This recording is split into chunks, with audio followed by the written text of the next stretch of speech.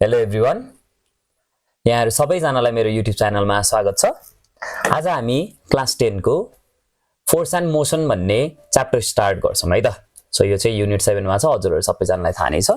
So सुरु गरौँ हामी फोर्सको डेफिनेसनबाट। अब यो फोर्स हो चाहिँ के? तपाईहरुले भर्खर देख्नु भयो होला हैन, मैले लेख्नको लागि हेर्नुस् त केही त युज गर्नु पर्यो नि। जस्तै मैले यतिकै मेरो हात राखिरहे भने रेस्टमै हुने भयो, तर अब मैले फोर्स लगाएपछि यो केमा आउने भयो त? मोसनमा। सो फोर्स के हो रहेछ भन्दा जसले कुनै पनि अब्जेक्ट रेस्टमा भएको अब्जेक्टलाई मोसनमा ल्याउन खोज्छ अथवा मोसनमा भएको अब्जेक्टलाई रेस्टमा ल्याउन खोज्छ भने अथवा ल्याउन सक्छ भने त्यहीलाई नै हामी के भन्छौं त? Force. So force is an external agent. यहाँ हामीले पहिले पढिसकेको कुराहरु है भाइ बहिनीहरु। Force is an external agent. यो जस्ट रिभिजन भयो 10 को लागि। Which change or tries to change so rest देखि मोसन, मोसन देखि रेस्ट भनेपछि हामी त्यसलाई स्टेट अफ बडी भन्छौं है त। tries to change the state of body। कहाँदेखि कहाँसम्म ल भन्नुस् त? कहाँदेखि कहाँसम्म? Okay, that's right, from rest to motion or motion to rest. Okay, अब फोर्स को डेफिनेसन भइसकेपछि एक्जाम्पलमा जाउँ। फुटबल खेल्नु भएको होला, बल रेस्टमा छ, ए बल जाऊ जाऊ जान्छ त अब? नो। सो त्यसको लागि त हजुरले के लाउनै पर्ने हुन्छ त? फोर्स अप्लाई गर्ने पर्ने हुन्छ। अब मैले फोर्स लगाए भन्दैमा मैले यो पुरा यो भित्ता जुन देखिरहनु भएको छ हैन, यो भित्तालाई मैले ठेलेर उता लान सक्छु होला त? सक्दिन नि। त्यही कारणले मैले त्यहाँ ट्राइज भन्ने वर्ड युज गरेको छु है। सो फोर्स को एसआई युनिट तिर जाउँ। फोर्स को एसआई युनिट हो न्यूटन। अहिले एकछिनमा हामी यसको हिस्ट्रीमा नि अलिअलि जान्छौं, न्यूटनसँग रिलेटेड कुरा पनि गर्छौं। सो सायद यो कन्टेन्ट क्लियर भयो होला। यदि भएको छैन भने पनि कमेन्ट गर्न सक्नुहुन्छ हजुरहरुले। जुनसुकै डाउट भए पनि म क्लियर गर्न ट्राई गर्दिन्छु है त। सो अब जाउँ हामी क्लास 10 को साच्चैको कन्टेन्टमा, ग्रेभिटेसन। आजको यो भिडियोमा चाहिँ हामी ग्रेभिटेसनसँग रिलेटेड सबै कुराहरुलाई कभर गर्न ट्राई गर्छौं। सो जब पनि ग्रेभिटेसन भन्ने टर्म सुन्नुहुन्छ नि हजुरहरुले, सम्झिनु पर्ने कुरा भनेको कुनै पनि दुईटा अब्जेक्टलाई सम्झिने। जस्तै एक्जाम्पलको लागि लिए मसँग भएको कुरा डस्टर एन्ड मार्कर। अब हेर्नुस् त, यो डस्टरले यो मार्करलाई आफूतिर अट्र्याक्ट गर्न खोजिरहेको छ, त्यसरी नै यो मार्करले यो डस्टरलाई के गर्छ त? आफूतिर अट्र्याक्ट गर्न खोज्छ, तान्न खोज्छ के भाइ बहिनीहरु। And that force it is called force of gravitation. So concept त क्लियरली बुझ्नु भयो होला। ग्रेभिटेसन भनेको के रहेछ भन्दा the mutual force of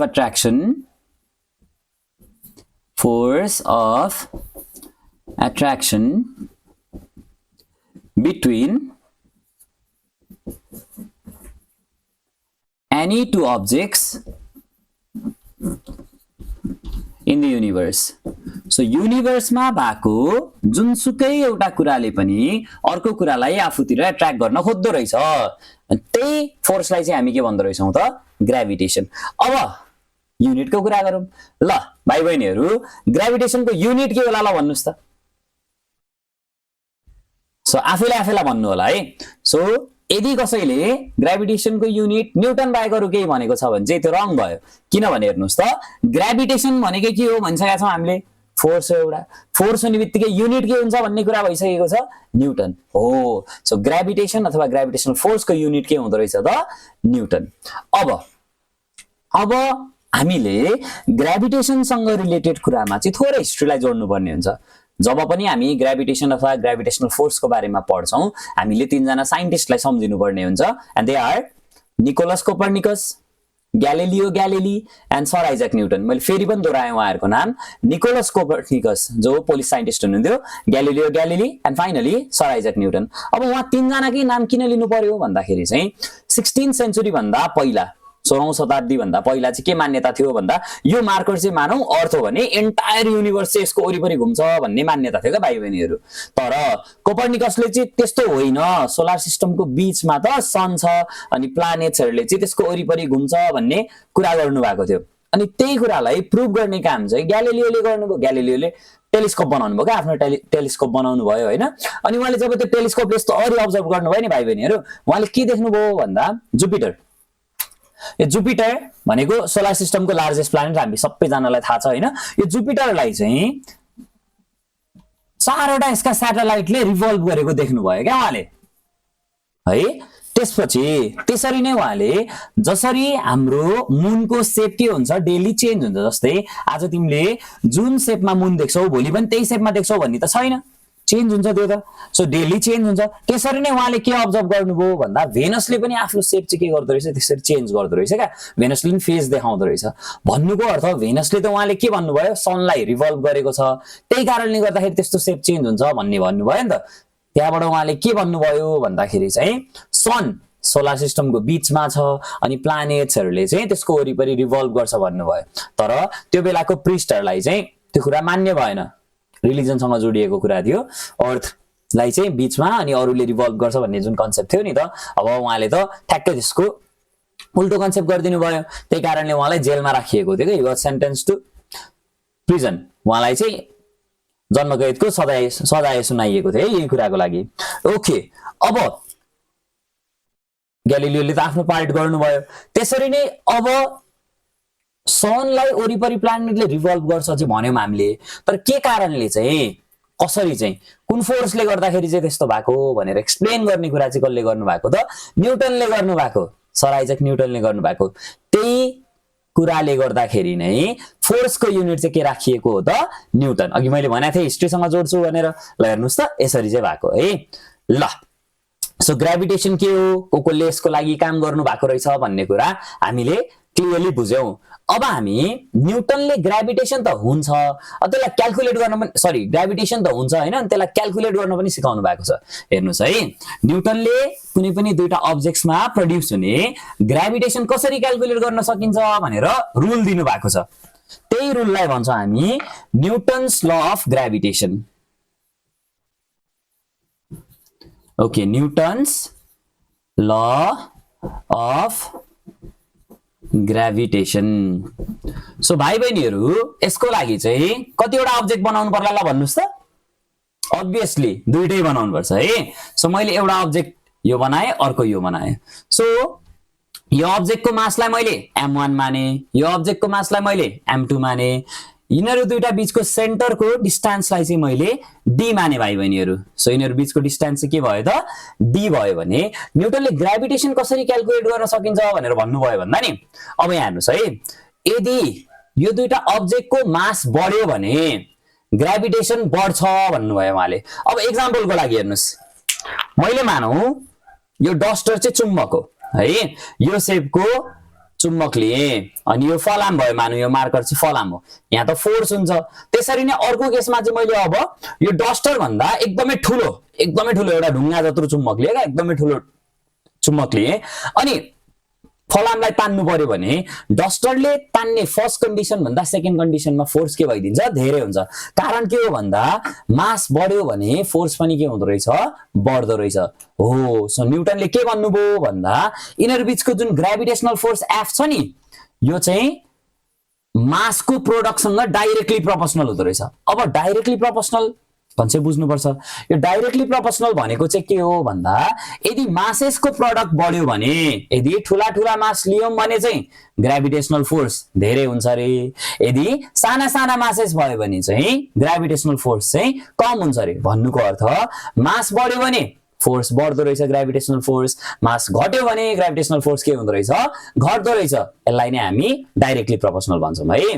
त्यसरी नै डिस्टेन्ससँग उहाँले रिलेसन निकाल्नु भयो ग्रेभिटेसनको। उहाँले के भन्नुभयो भन्दा डिस्टेन्स बढ्यो भने, ल हेर्नुस् है, अहिलेको एक्जाम्पललाई रिलेट गरौँ, यो चुम्बक भयो, यो फलाम भयो, नजिक राखेको छु मैले, फोर्स के हुन्छ, यस धेरै हुन्छ। टाढा राख, फोर्स के हुन्छ, थोरै हुन्छ। झन् टाढा राख, झन् थोरै हुन्छ। हेर्नुस् त डिस्टेन्स अब बढ्दै गयो, फोर्स चाहिँ के हुँदै गयो त, घट्दै गयो। सो न्युटनले के भन्नुभयो भन्दा ग्रेभिटेसनल फोर्स चाहिँ यिनीहरू बीचको डिस्टेन्सको स्क्वायरसँग चाहिँ नि भाइ बहिनीहरू इन्भर्सली प्रोपोर्सनल हुन्छ रे के।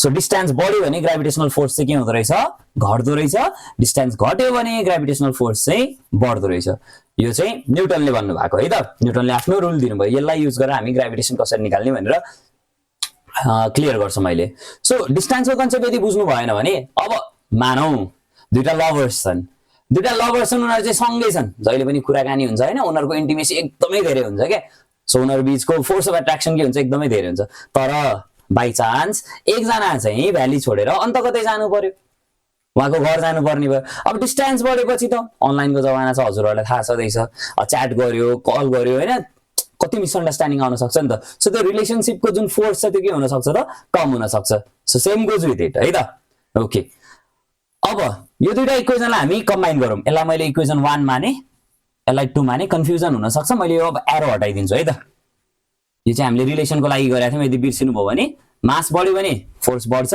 मास घट्यो भने फोर्स घट्छ डाइरेक्टली प्रोपोर्शनल भयो डिस्टेन्स बढ्यो भने फोर्स घट्छ डिस्टेन्स घट्यो भने फोर्स चाहिँ के हुन्छ बढ्छ ल कम्बाइन गरौँ है अब दुईटा एफ बाट लिए मैले एउटा दुईटा प्रोपोर्शनलबाट एउटा माथि m1 * m2 छ 1 छ भनेपछि के आयो माथि m1 * m2 डिवाइड बाइ के आयो त d² क्लियरली बुझ्नु भयो होला अब साइडमा लेख्दिन्छु म अब हेर्नुस् है म्याथमा के हुन्छ साइन्समा के हुन्छ भन्दाखेरि प्रोपोर्शनल तिमीले हटाउनु पर्यो भने एउटा इक्वल लिनै पर्छ अनि एउटा कन्स्ट्यान्ट लिनु पर्छ के भाइ बहिनीहरु सो यो केसमा कन्स्ट्यान्ट चाहिँ हामी के युज गर्छौं g m1 m2 upon d² where g चाहिँ हामीले के भन्यौ एउटा कन्स्ट्यान्ट भन्यौ है g is a proportionality okay spelling अलिकति एरर भयो एकैछिन है proportionality constant called यसको के भनिन्छ यसलाई युनिभर्सल ग्रेभिटेशनल कन्स्ट्यान्ट यो के हो यसको भ्यालु कति हुन्छ भनेर एकैछिनमा म एक्सप्लेन गर्नेछु युनिभर्सल ग्रेभिटेशनल कन्स्ट्यान्ट ओके ल फाइनली हाम्रो रिलेसन रेडी भयो सो ग्रेभिटेशनल फोर्स यदि निकाल्नु पर्छ भने हामी के युज गर्दै रहेछौं भन्दा g m1 m2 upon d² clearly बुझ्नु भयो भन्ने मैले आशा गरे है त अब यही रिलेसन युज गरेर हामी सन र अर्थ बीचको ग्रेभिटेशनल फोर्स क्याल्कुलेट गरौँ ओके सो मैले के गर्न लागे अब भन्दा नि म मास लिन्छु है त अब मैले गिवन यताउता के पनि लेखिन मैले हजुरहरुलाई जस्ट कन्सेप्ट मात्र बुझाउन खोज्दै छु सो सनको मास m1 2 * 10⁻30 kg हुन्छ यति ठुलो हुन्छ सन अब यो 2 * 10⁻30 भनेको 2 को पछाडी 30 वटा जेरो राख्ने यसरी कन्टिन्युअसली 30 वटा राख्नुस् ट्याक्कै हुन्छ है अनि सनको मास त हामीले लेख्यौं अब अर्थको मास लेखौं अर्थको मास 6 * 10⁻24 kg ल अहिले लजिक लगाएर यो कति नम्बर होला भन्ने यदि कसैलाई छ भने चाहिँ 6 को पछाडी कतिवटा जिरो राख्दिने हजुरहरुले यस द्याट्स राइट 24 वटा जिरो राख्ने डन अब यिनीहरु बीचको डिस्टेन्स आयो हामीलाई सो यिनीहरु बीचको डिस्टेन्स हुन्छ 1.5 * 10⁸ किलोमिटर अब एसआई युनिट त हामीले फलो गर्नुपर्छ भन्नुको अर्थ लेन्थ मिटरमा हुनुपर्छ मास केजीमा हुनुपर्छ टाइम सेकेन्डमा हुनुपर्छ अब हेर्नुस् त डिस्टेन्स त केमा दियो यहाँ किलोमिटर सो किलोमिटर युज गर्न पाउँदैन है हामीले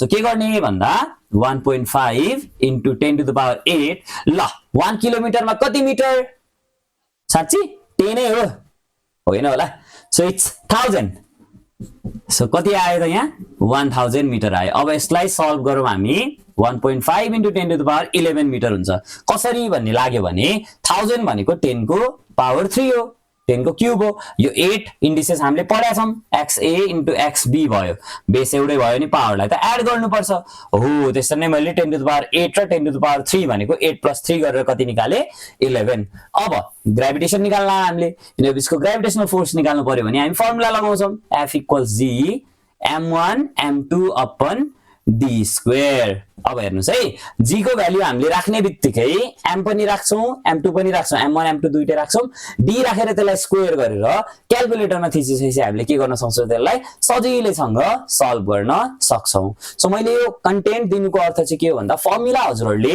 युज गर्ने बित्तिकै न्यूमेरिकल सल्भ गर्न सकिन्छ के सधैं भाइ बहिनीहरुले के भन्नुहुन्छ भन्दाखेरि चाहिँ सर फिजिक्समा जहिले पनि न्युमेरिकल चाहिँ एकदमै अप्ठ्यारो लाग्छ भन्नुहुन्छ त्यो अप्ठ्यारो होइन भाइ बहिनीहरु त्यो हामीले नबुझेर हो कन्सेप्ट सो यसलाई यसरी रिभाइज गर्नुस् हेरिरहनुस् पढिरहनुस् अब्भियसली गर्न सक्नुहुनेछ है त अब हामी युनिभर्सल ग्राभिटेसनल कन्स्ट्यान्टलाई डिफाइन गरौँ यसको भ्यालु निकालौँ है त सो जी को भ्यालु हामीले निकालेको छैन अब एकैछिन वेट गर्नुस् सो क्यापिटल जी जसलाई हामी युनिभर्सल ग्राभिटेसनल कन्स्ट्यान्ट सरी एउटा पहिला एउटा टपिक म बुझाइहाल्छु त्यसपछि चाहिँ सुरु गरौँला हजुरहरुलाई थाहा छ न्युटन्स ल अफ ग्राभिटेसनलाई चाहिँ युनिभर्सल ल पनि भनिन्छ के भाइ बहिनीहरु न्युटन्स ल अफ ग्राभिटेसनलाई चाहिँ के पनि भन्दो रहेछ युनिभर्सल ल भनिदो रहेछ अब युनिभर्सल ल भनेपछि युनिभर्समा लागू हुने ल भनेर बुझ्ने सो युनिभर्सल ल किन भनेको भन्दाखेरि चाहिँ this law is applicable for यो नियम चाहिँ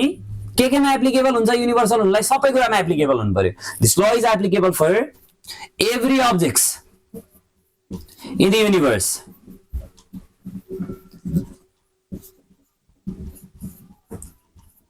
आइदर के हुन पायो म्यासिभ हेभेनली बडीज हैन or tiny microscopic object हेर्नुस् त एकदमै ठुला ठुला माइक्रोस्कोपिक ओके एकदमै ठुलो ठुलो अब्जेक्ट्सलाई पनि यो ल एप्लिकेबल हुने रहेछ लाग्ने रहेछ त्यसमा हैन एकदमै सानो अब्जेक्टलाई पनि एप्लिकेबल हुने रहेछ क्या त्यही कारणले गर्दाखेरि चाहिँ यसलाई हामी न्युटन्स ल अफ ग्राभिटेसन मात्रै नभनेर के पनि भन्छौं Newton's universal law of gravitation पनि भन्छौं सो आई होप यो टपिक हजुरहरुले क्लियरली बुझ्नु भयो होला अब जाउँ हामी आजको लास्ट टपिक तर्फ एन्ड दैट इज के okay and it is capital G जसलाई हामी भन्छौं universal gravitational constant capital G अर्थात युनिभर्सल ग्राभिटेसनल कन्स्ट्यान्ट ओ माथि क्यापिटल जी अलि देखिएन जस्तो एकैछिन है त पर्यो भने म मार्कर पनि चेन्ज गरौँला क्लियरली देखिएको रहेनछ भने okay so universal gravitational constant G अब यसलाई फेरि युनिभर्सल भ्यालु किन भन्यो भने युनिभर्सको जुनसुकै ठाउँमा पनि यो भ्यालु यसको जुन न्युमेरिकल भ्यालु हुन्छ नि त्यो जहिले पनि सेम हुन्छ है त्यही कारणले चाहिँ यसलाई के भनिएको हो त युनिभर्सल ग्राभिटेसनल कन्स्ट्यान्ट भनिएको अब साइन्समा अथवा जब हामी कन्स्ट्यान्टलाई डिफाइन गर्नुपर्ने हुन्छ नि भाइ बहिनीहरु हेर्नुस् है लजिक कति सजिलो छ अहिलेको फर्मुलाबाटै गर्ने हो के डेफिनेसन F इक्वल्स के पढेको हामीले G m1 m2 upon d square okay so जब हामी कन्स्ट्यान्टलाई डिफाइन गर्छौं कन्स्ट्यान्टलाई आफ्नै ठाउँमा लेख्दिने अनि त्यसको अपोजिटको साइडलाई जे छ नि त्यसलाई सेम सार्दिने के सो G र F लाई के गर्न खोजेको हामीले इक्वल गर्न खोजेको अब कुन बेलामा इक्वल हुन्छ होला हेर्नुस् है m1 m2 d लाई यतिकै हटाउन त पाइएन नि त सो हटाउनको लागि के गर्नुपर्छ 1 मान्नु पर्छ होला सो मास 1 छ अर्को मास पनि 1 छ इनर बीचको डिस्टेन्स 1 मिटर छ भने 1 into 1 1 भयो 1 को स्क्वायर 1 डिवाइड गर्दा 1 नै हुने भयो क्या सो यो हट्ने भयो अब हो सो युनिभर्सल ग्राभिटेसनल कन्स्ट्यान्ट भनेको फरक केही कुरा होइन रहेछ universal gravitational constant is the gravitational force it is the gravitational force it is the gravitational force between कतिवटा अब्जेक्ट हुनुपर्छ ग्राभिटेसन हुनलाई two objects obviously having masses हेर त कति केजी मास having masses 1 kg each माथि हेर न 1 kg दुईटा अब्जेक्ट को 1 kg छ है separated by कति metre distance separated by 1 metre distance भन्नुको अर्थ यदि दुईटा 1 kg को अब्जेक्ट छन् यिनीहरुलाई हामीले 1 मिटर टाढा राख्यौं भने त्यो कन्डिसनमा जति ग्राभिटेसनल फोर्स प्रोड्युस हुन्छ नि त्यो नै के हुँदै रहेछ त युनिभर्सल ग्राभिटेसनल कन्स्ट्यान्ट अब यसको भ्यालुमा जाउँ यसको भ्यालु हुन्छ माथि लेखे मैले 6.67 into 10 to the power minus 11 newton metre square per KG square अब यो युनिट चाहिँ याद गर्न धेरैलाई गाह्रो हुन्छ म यसको नि टेक्निक हजुरहरुलाई बुझाइदिहाल्छु कसरी याद गर्ने भनेर है ल न्यूमेरिकल भ्यालु याद गर पहिला युनिट त म एकैछिनमा बुझ्ने बनाइदिहाल्छु 6.67 into 10 to the power minus 11 6.67 into 10 to the power minus 11 मेटुन्जेलमा याद गरिसक्नुस् है 6.67 into 10 to the power minus 11। अब युनिट हेर है, यति सजिलो छ नि। फोर्सको युनिट न्युटन, जी को थाहा छैन, निकाल्न ट्राई गरौँ हैन। मास केजी, अर्को मास केजी, केजी र केजीले केजी स्क्वायर अपन डिस्टेन्सको मिटर, डिभाइड यता आउँदा मल्टिप्लाई, मल्टिप्लाई यता आउँदा डिभाइड। ल हेर त निक्ल्यो कि निक्लेन त। सो युनिभर्सल ग्रेभिटेसनल कन्स्ट्यान्टको युनिट के रहेछ, newton metre square per KG square. नझुक्किनु होला है, किताबमा कहिलेकाहीँ यसरी पनि लेखा हुन्छ नि माइनस दिएर। अब यो माइनसमा झुक्किन पाउनुहुन्न, यो माइनसले नि पर भनेर डिनोट गरेको हुन्छ। सो यसको न्यूमेरिकल भ्यालु कति रहेछ, 6.67 × 10⁻11 newton metre square per KG square. Unit लेख्न नबिर्सिनुस् है, फेरि बिग्रिन्छ नि। ओके, अब यसको मिनिङमा जाउँ हामी। मिनिङमा चाहिँ डेफिनेसनबाट बुझ्ने के। जी को मिनिङ तिमीले यति भ्यालु हुन्छ भन्नुको अर्थ के हो भनेर कसैले सोध्यो भने अहिले भर्खर डेफिनेसन भनेको छ नि, it means that what do you mean by, question सुन्नुस् है, what do you mean by the value of G is this much भनेर क्वेशन सोध्यो के। त्यो भने के हो भनेर सोध्यो। अब डेफिनेसन हो, इट मिन्स दैट, डेफिनेसन सम्झिनुस् त, ग्रेभिटेशनल फोर्स प्रोड्युस्ड बिट्विन, दुईटा अब्जेक्ट लिनु पर्यो हैन, बिट्विन टू अब्जेक्ट्स ह्याभिङ कति केजी मासेस थियो डेफिनेसनमा, यस 1 kg masses each,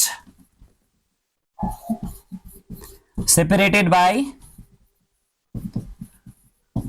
1 meter distance हैन, इज, अब यसको भ्यालु लेख्दिने के, इज यही हो, जति दिएको छ त्यति न्युटन, किनभने ग्रेभिटेशनल फोर्स हो भनेर भनेका छौं नि त हामीले। 6.67 × 10⁻11 न्युटन। सो यदि हजुरहरु झुक्किनु भयो, युनिभर्सल ग्रेभिटेशनल कन्स्ट्यान्टको डेफिनेसन चाहिँ आयो हैन, it is the gravitational force between two unit masses separated by unit metre distance भन्यो हामीले, अथवा 1 मिटर डिस्टेन्स भन्यो हैन। अनि त्यसमा झुक्किनु भयो, अब भ्यालु वाला चाहिँ ला के हो भन्ने भयो भने झुक्किनै पर्दैन। त्यही डेफिनेसन हो, हेर्नुस् त, gravitational force produced between two objects having 1 kg masses अथवा unit masses separated by 1 metre distance. तर यहाँ भ्यालु छ के, कति हुँदो रहेछ त ग्रेभिटेशनल फोर्स, 6.67 × 10⁻11 न्युटन। अनि यो भ्यालु निकाल्ने काम चाहिँ हेनरी क्याभेन्डिसले गर्नु भएको थियो हैन। अनि त्यो निकाल्नको लागि चाहिँ उहाँले एउटा सेन्सिटिभ ब्यालेन्स लिनु भएको थियो, जसलाई हामी टोर्सियन ब्यालेन्स पनि भन्छौं है त। सो अब लास्टको एउटा टपिक चाहिँ म हजुरहरुलाई के भन्न चाहन्छु भने, ग्रेभिटेशनल फोर्सको इफेक्ट चाहिँ सलिडमा धेरै हुन्छ होला कि लिक्विडमा धेरै हुन्छ होला, सोच्नुस् है एकछिन। म एकछिन यहाँ बक्स बनाउँदै गर्दा सोचिसक्नु होला। सो सोच्नुस् ल, ग्रेभिटेशनल फोर्सले एक्जर्ट त गर्छ होला, दुईटैलाई तान्छ होला, सलिडलाई पनि तान्न सक्छ होला, लिक्विडलाई पनि तान्छ होला, कुनलाई बढी फोर्स लगाउँछ होला त। अब हेरौं है त, मैले लिए दुईटा बक्स। ओके, मलिक्युल्स बनाउँछु म, एउटामा यतिको टाइटली प्याक गरे मैले, अर्कोमा म लुज बनाउँछु। सो फिगर ए र फिगर बी मध्येमा हजुरहरुलाई कुन चाहिँ सलिड हो जस्तो लाग्छ, कुन चाहिँ लिक्विड हो जस्तो लाग्छ? मलाई चाहिँ फेरि ए सलिड जस्तो लाग्छ, बी लिक्विड जस्तो लाग्छ है त। सलिड मलिक्युल्स टाइटली प्याक्ड हुन्छ, सो यो सलिड भयो, यो के हुने भयो त लिक्विड। यसलाई अझै टाइट बनाइदिउँ, सलिड हो भनेपछि अझै टाइट बनाउँ है, त्यो टाइटली छ भनेर बुझ्नुस् न है। अब हेर्नुस् त, यति टाइटली प्याक छ भने एउटा मलिक्युलले अर्कोलाई आफूतिर तानिरहेको हुन्छ कि, हाई फोर्सले तानिरहेको हुन्छ, जसले गर्दाखेरि ग्रेभिटेशनल फोर्स यसमा एक्जर्ट हुनलाई गाह्रो हुन्छ। तर यो केसमा त इनर बीचको फोर्स अफ एट्र्याक्सन, यो मलिक्युल बीचको फोर्स अफ एट्र्याक्सन, जसलाई हामी इन्टरमोलिकुलर फोर्स अफ एट्र्याक्सन भन्छौं, त्यो त कम हुने भयो, टाढा भइसकेपछि डिस्टेन्स बढी इन्फोर्स गर्छ, अघि नैको लजिक भयो हैन। त्यही कारणले गर्दाखेरि ग्रेभिटेशनल फोर्सको इफेक्ट चाहिँ लिक्विडमा के हुँदो रहेछ, धेरै हुन्छ। ल अब फाइनली आज हामीले पढेको टपिकको म जिस्टमा भनिदिन्छु। हामीले सुरु गर्यौं फोर्सबाट, रेस्टलाई मोसन, मोसनलाई रेस्ट लाने अथवा लानलाई ट्राई गर्ने, त्यसपछि युनिट न्युटन पढ्यौं हामीले, त्यसपछि ग्रेभिटेसन, दुईटा अब्जेक्ट एकले अर्कोलाई आफूतिर तान्न खोज्छ, त्यही फोर्सलाई फोर्स अफ ग्रेभिटेसन भन्यौं। तीनजनाको नाम सम्झिनुस्, निकोलस कपर्निकसले के गर्नु भएको थियो, ग्यालिलियोले के गर्नु भएको थियो, अनि न्युटनले के गर्नु भयो है। अनि ग्रेभिटेसनको फर्मुला F = G m1m2/d² कहाँबाट आएको, force is directly proportional to product of masses, inversely proportional to square of distance between their center। अनि त्यसपछि हामीले पढेको कन्टेन्ट युनिभर्सल ग्रेभिटेशनल कन्स्ट्यान्ट, जसको भ्यालु हुन्छ 6.67 × 10⁻11 newton metre square per KG square. Okay, अनि त्यसलाई क्याल्कुलेट गर्नु भएको थियो हेनरी क्याभेन्डिसले, उहाँले एउटा ब्यालेन्स युज गर्नुभएको थियो, त्यसको नाम हो टर्सियन ब्यालेन्स। ओके, अब यो टपिकसँग रिलेटेड हजुरहरूलाई केही क्वेरिज भयो, केही कन्फ्युजन भयो भने कमेन्ट सेक्सनमा कमेन्ट गर्न नबिर्सिनु होला। Thank you for watching, see you all in next video.